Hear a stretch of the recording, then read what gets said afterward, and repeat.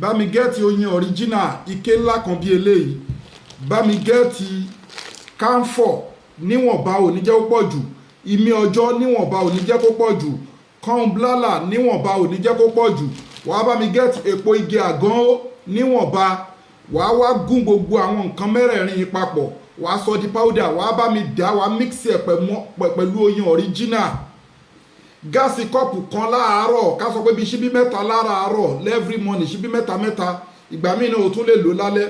Ó lágbára. Kí iṣẹ́ wo ló ń ṣe? Ó ń ṣiṣẹ́ fún èyíkéyìí infection tó ń dààmú ọkùnrin àtobìnrin, ó ń ṣiṣẹ́ fún èyíkéyìí àtọ̀sí tó ń dààmú ọkùnrin àtobìnrin.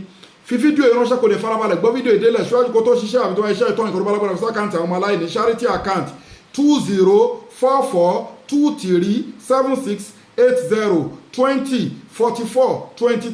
20442376802044237680 First Bank of Nigeria Global Dahiratu Dhikrlahi Islamic Organization.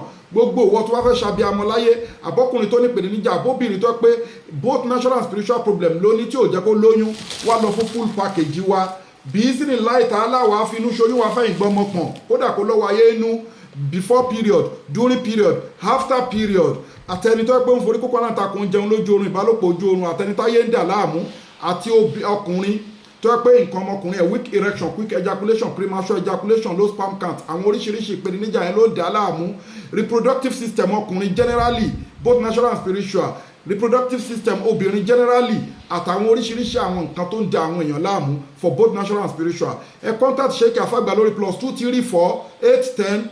+234-810-913-1425. Àwa ní Abraham Adesanya Lekki Ajah Etí Ọ̀sà Lagos.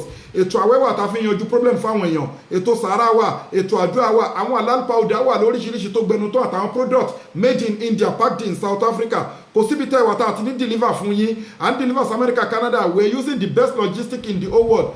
DHL àti GIG la fi ń deliver. Ẹ̀yin lẹ́ máa sanwó delivery. Inna lillahi jami'a. Gbogbo agbára Ọlọ́run ọba ló ní àfàsùkò iṣẹ́ ọ̀dọ́ fún gbogbo ẹ̀yin fans wa, gbogbo ẹ̀yin customers wa, gbogbo ẹ̀yin olólùfẹ́ wa. Pàǹpẹ́ ayé ò ní mú yín, ẹ̀gbọ́n ayé ò ní gun yín lẹ́sẹ̀, ogun tó bá ti ṣẹ́ nínú ìgbésí ayé yín kò ní gbérí mọ́. Má sálámù wa ilal liqa'i.